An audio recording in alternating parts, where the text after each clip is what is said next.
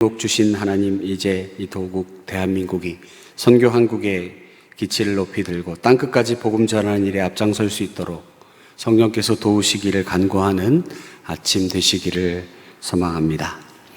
지난주 골로새서 4장의 말씀을 함께 나누면서 그런 말씀을 드렸습니다. 바울 서신의 마지막 장에는 바울의 당부의 말씀이 담겨져 있다. 지금의 시대와는 달리 그 당시에 편지 한 장 보내는 것이 쉽지 않았을 때에 사랑하는 교회 성도들을 위해서 쓴 바울의 편지, 그 중에서 마지막 장은 정말 꼭 해야 되는 이야기, 빠뜨린 사람은 없는지, 감사하는 마음을 담아 이름도 적어야 하는데 누락된 사람은 없는지, 또 당부의 말 내가 다 했나 확인하고 점검하고, 그래서 다시 한번 꼭 당부하고 싶은 말들을 적었을 것입니다. 오늘 데살로니가 전서 5장, 데살로니가 전서 마지막 장을 읽으면서 바울의 서신서에 나타난 권면들과는 조금 결이 다른 내용을 볼 수가 있습니다. 바울 서신 가운데 데살로니가 전서는 가장 먼저 쓰여진 것으로 알려져 있습니다. 이른바 이들에게는 임박한 종말, 예수님 곧 다시 오심이라고 하는 그런 믿음을 가지고 있는 그들에게 지금 신앙의 혼란을 겪고 있습니다. 신앙의 혼란과 어려움 가운데 있지만 예수님 곧 다시 오신다라고 하는 그런 믿음을 갖고 있는 성도들에게 올바른 재림관과 종말관을 가르칠 목적으로 기록된 편지라고 볼 수 있습니다. 로마서나 에베소서에 비하면 내용의 논리적 전개라든가 쓰는 표현이 좀 다소 원숭미나 깊이가 좀 덜하다라고 하는 학자들의 평도 있습니다. 그러나 처음 쓰여진 편지이고 또 그러다 보니까 오히려 직설적이고 하고 싶은 말들을 좀 거칠지만 돌려 말하는 것이 아니라 이렇게 팍 꽂히는 그런 이야기, 귀에 꽂혀지는 그런 얘기를 한 것으로 우리는 읽을 수 있습니다. 오히려 재림과 종말에 관해서는 다른 서신서들에 비해서 차라리 오히려 더 명쾌하다라는 평가도 있기도 합니다. 오늘 본문을 살펴보면 특별히 16절부터 22절까지의 말씀을 보면 숨가쁘게 우리에게 명령하는 내용들, 직설적으로 우리 가슴에 와서 꽂히는 말씀들입니다. 항상 기뻐하라, 쉬지 말고 기도하라, 범사에 감사하라, 성령을 소멸시키지 말라, 예언을 멸시하지 말라, 범사에 좋은 것을 취하라, 악은 어떤 것이라도 버려라. 데살로니가 전서가 쓰여진 시기는 말씀드린 대로 바울 최초의 서신서로 알려진 이 편지는 아마도 예수님 승천하시고 한 30여 년 정도가 지났을 것으로 추정됩니다. 사람의 마음과 생각은 시간의 영향을 받는 것이 사실인 것 같습니다. 아무리 기쁜 일, 아무리 슬픈 일이 있어도 시간이 좀 지나면 처음 생각과 마음이 사뭇 다르게 느껴진다라고 하는 것 우리는 알고 있습니다. 시간이 한참 지나게 되면, 한참의 시간이 흐르면 예수님 분명히 다시 오시긴 하겠지만 과연 근제가 언제일까? 아마 재림의 소망이 조금은 무뎌지는 것 어쩔 수 없겠지요. 그런데 30여 년의 시간이라고 하는 건 어쩌면 지금 우리가 느끼고 있는 마음보다 예수님 곧 다시 오신다라고 하는 그 마음이 아마 이때 훨씬 더 우리 데살로니가 교회의 성도들에게는 어쩌면 더 임박한, 정말 곧 다시 오실 것이다, 나 죽기 전에 우리 예수님 꼭 다시 오실 거야 라고 하는 그런 생각으로 여겨질 수 있는 시간일 것 같습니다. 아직 기독교의 교리적인 면에서 완성도가 높지 않아 보이는 것처럼 여겨지는 그 시기에 예수님의 다시 오심을 바라보고 간절히 기대하고 있는 성도들에게 바로 날라와 가슴에 팍 꽂히는 말씀들이 오히려 그들에게 간절히 필요했을지 모릅니다. 사람들은 자신의 미래에 대단히 관심이 많습니다. 그럴 수밖에 없습니다. 만일 나의 미래를 알 수만 있다면 하는 생각을 가끔은 우리가 하게 되는 것 같습니다. 왜 그렇습니까? 미래를 안다면 우리가 앞서 나갈 수 있다라고 생각하기 때문인 것 같습니다. 여러분, 우리가 이렇게 미래를 알고 싶은데 가장 정확한 미래 예측은 성경을 통해서 가능합니다. 성경을 통해서 우리가 미래를 볼 수 있고 그 미래의 종말은 우리 예수님 다시 오심입니다. 우리가 반드시 이 미래를 준비해야 합니다. 그 말은 예수님의 다시 오심을 준비해야 합니다. 노후에 내가 뭐 하며 살 건지 준비하는 것 중요합니다. 그러나 그런 것 말고 영적으로 우리가 반드시 준비해야 할 미래가 있습니다. 오늘 월요일 아침 우리의 삶이 다시 오실 주님을 기대하며 등불을 준비한 처녀들 같이 주님 말씀 붙들고 간절히 기도하는 시간 되기를 축복합니다. 게으른 청지기는 주인이 막상 왔을 때만 관심이 많습니다. 아직 오지 않을 것 같은 주인에게는 큰 관심이 없습니다. 걱정이 없습니다. 그리고 미련하고 어리석은 종은 주인이 왔을 때 받은 것 돌려주는 것에만 관심이 있습니다. 그러나 착하고 충성된 종, 정직한 청지기는 언제나 주인이 올 때를 준비합니다. 그렇기 때문에 자신에게 맡겨진 일을 꾸준히 행합니다. 성실함으로 일합니다. 우리는 예수님 언제 오실지 간절히 기다리는 성도가 되어야 할 줄로 믿습니다. 언제 오실지 모르는 주님, 그 날을 알지 못하지만 우리 주님 반드시 오십니다. 그 날을 준비하는 우리가 되기를 소망합니다. 지금 간절한 마음으로, 어쩌면 지금 우리가 생각하는 그 마음보다 더 간절한 생각으로, 나 죽기 전에 우리 예수님 꼭 다시 오실 거야 라고 기대하고 기다리고 있는 데살로니가 교회 성도들에게 미래의 소망 가운데 이 땅에서의 삶은 어떠해야 하는지, 이 땅에서의 삶은 어떠해야 하는지 우리 10절과 11절의 말씀을 함께 읽도록 하겠습니다.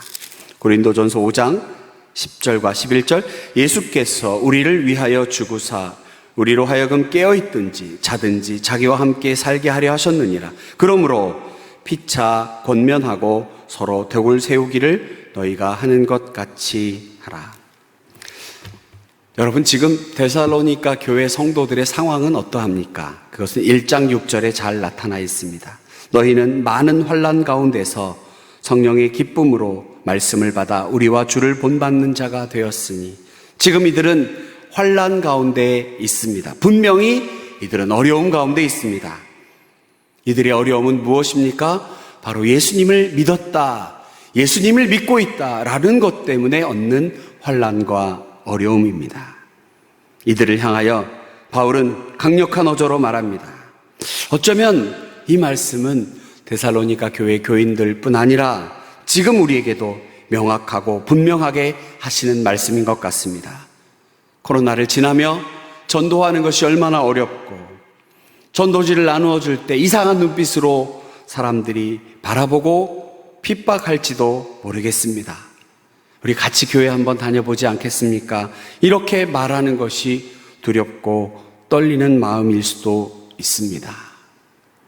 우리 모두가 오늘 주신 말씀을 강하게 붙잡고 기도하는 시간 되기 원합니다. 주의 복음을 전해야 하지 않습니까? 상황이 어렵고 시대가 어렵다고 하여 그 일을 미루어 둘 수는 없지 않습니까? 데살로니가 교회 성도들이 겪고 있는 어려움처럼 어쩌면 우리가 복음을 전해야 하는 이 시대에 우리가 갖고 있는 어려움, 비교할 수는 없겠지만 우리도 전해야 하는 사명 가운데 겪고 있는 어려움, 그러므로 오늘 주시는 이 말씀은 우리에게 새 힘을 주고 새롭게 도전하고 자신을 점검하고 정말 두 손을 불끈질 수 있는 귀한 말씀인 줄로 믿습니다. 여러분, 기독교 신앙은 부활신앙과 재림신앙이다 라고 말씀할 수 있습니다. 예수님, 우리가 알지 못하는 때에 오십니다. 그래서 우리는 늘 깨어 준비해야 합니다. 착하고 충성된 종처럼 믿음 가운데 다시 오실 주님을 바라보고 준비해야 합니다. 예수 그리스도의 복음을 땅끝까지 전해야 하는 우리의 사명을 다하며 다시 오실 주님을 준비해야 합니다. 그걸 잘 준비하기 위해서 저는 거룩한 행실과 경건함이라고 하는 말씀을 드리고 싶습니다. 거룩한 행실과 경건함이 바로 이 시대 우리에게 가장 필요한 무기가 될 수 있습니다. 4장 3절에 보면 우리 지난주 토요일날 함께 묵상한 말씀입니다.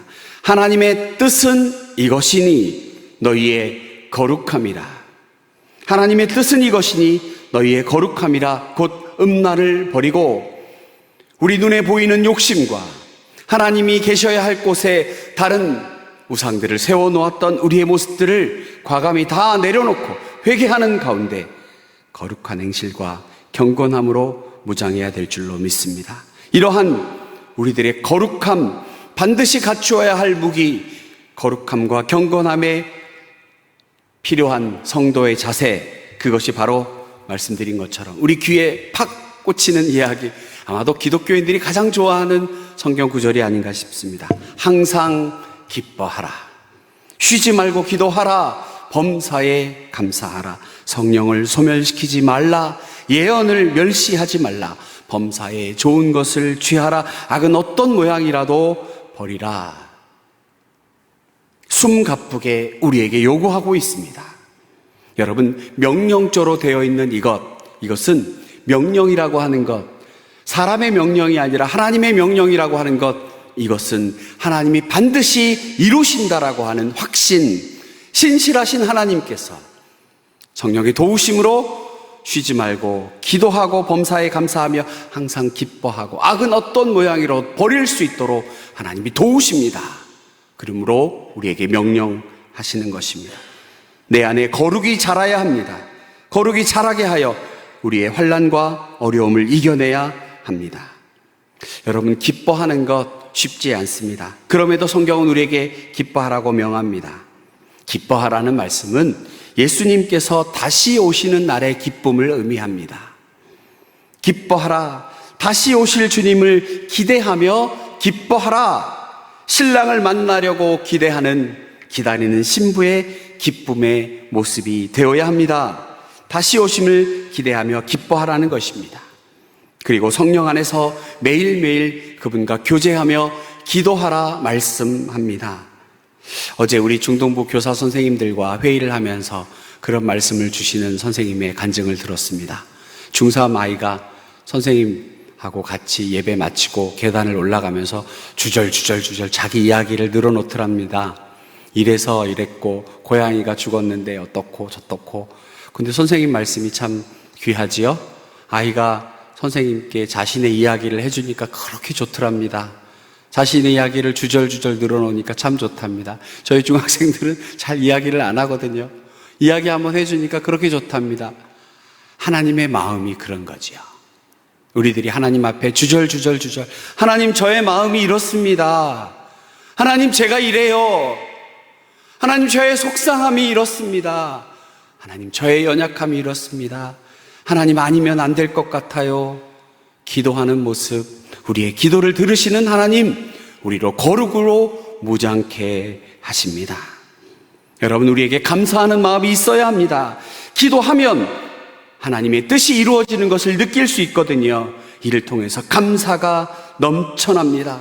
기도가 깊어지면 감사가 절로 나옵니다. 하나님의 섭리에 대한 믿음이 생겨나고 앞서 일하시는 하나님에 대한 믿음으로 인하여 감사하지 않을 수 없게 됩니다. 그리고 성령님의 능력이 우리의 능력으로 나타나게 됩니다. 생각해 보니까 성령님의 가장 큰 장애물은 나 자신 스스로였던 것 같습니다. 나의 생각과 판단과 능력과 교만이 성령님과 멀리하는 장애물이 되었던 것 같습니다. 성령님의 능력을 제한하는 것, 그것이 바로 내 안에 나의 능력이, 나의 생각과 나의 고집이 자리 잡고 있기 때문이었던 것 같습니다.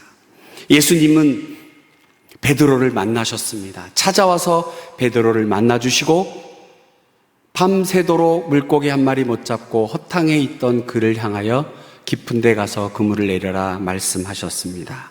프로 어부인 베드로, 자신의 생각과 경험과 지식으로는 도저히 말도 안 되는 이야기입니다. 물고기는 밤에 다니지 아침에 잡히는 그런 게 아니죠. 게다가 깊은 데 가라고요? 이 밝은 아침에 깊은 데 가서 물고기 잡는 건 잡을 수 없다는 이야기입니다. 그럼에도 순종합니다. 그리고 예수님의 말에 순종하여 그물을 내리고 정말 엄청난 양의 고기를 잡았습니다. 여러분, 결과가 어떻게 되었습니까?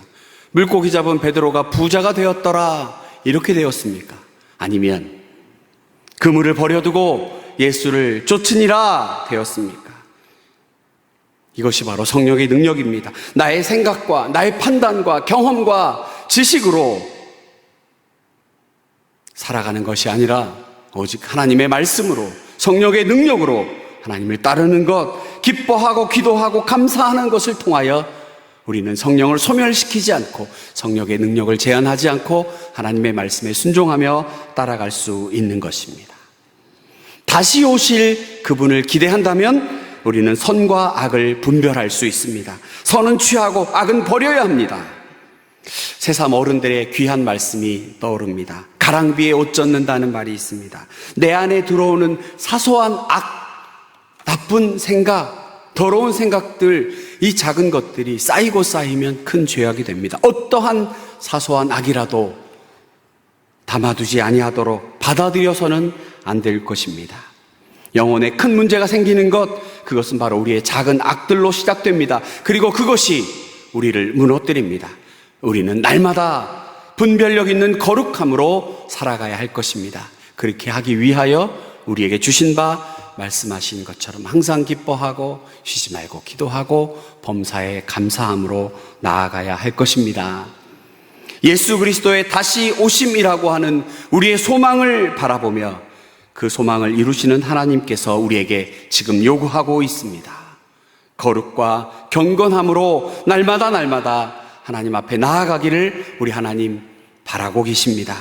여러분, 기뻐하고 기도하고 감사하며 성령의 능력을 제한하거나 소멸하지 말고 악한 것을 멀리하고 다시 오실 주님을 바라보고 소망하며 오늘도 우리 믿음 가운데 승리의 소식을 안고 하나님께 감사하는 우리 모두가 되기를 간절히 소망합니다.